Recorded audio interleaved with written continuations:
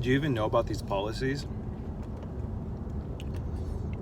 Do you even know what you're supposed to be doing right now? Are you aware of the way everyone else sees it? And do you like it?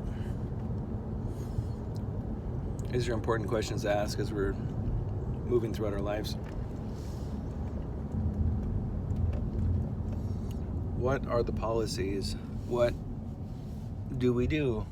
What is our identity? Obviously, a lot of people take it for granted.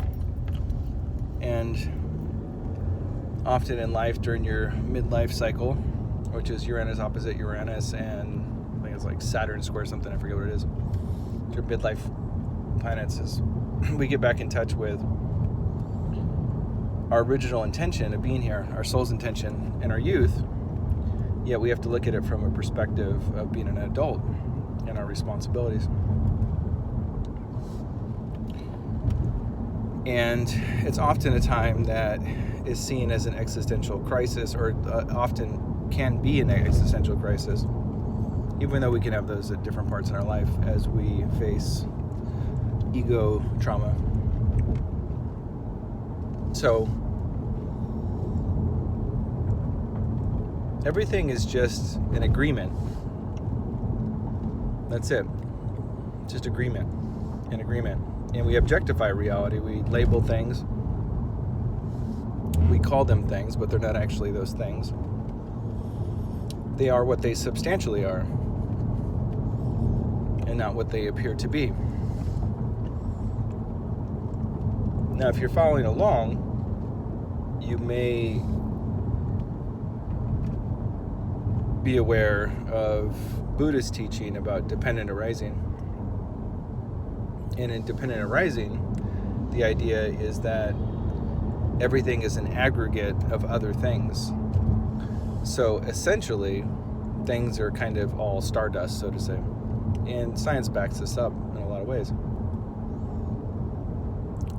So we live in this kind of absurd reality where we have agreements, policies, even like a government organization or a business or anything like that. They're just agreements about what something's called, and then has a formation of ideology and policies and procedures around it. Now, I'm not discounting the value of any of it. And it's the same thing with words. Words are just a way of objectifying specific behaviors or phenomena within reality.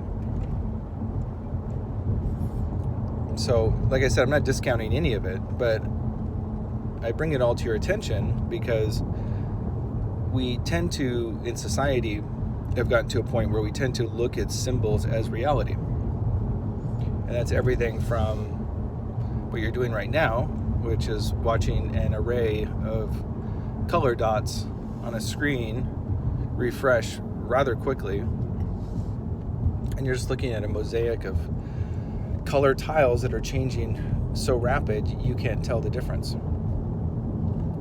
So that's your substantial reality of what you're doing right now, is you're looking at the pixels. Now, it's so easy for the mind to travel into the phone, into the computer, into the screen, and take the light appearances that were recorded while I was recording this in the past and feel as though it's real right now, because it stimulates our mind, our perceptions, our senses.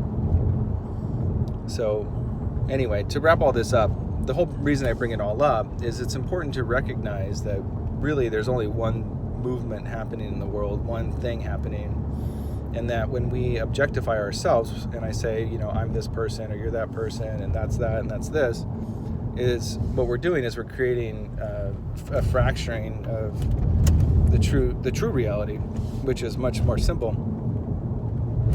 So anyway, we tend to look at symbols as reality, and it's an important thing to kind of, I think on your spiritual path, it's an important thing to start unwinding and knowing the difference between what's symbolism and what's actuality. and really focus on making actuality a priority, an awareness of actuality, because we live in a world of appearances. So anyway, just something to meditate on a little bit. I got to go to a meeting, and just thought I would share that with you. Later.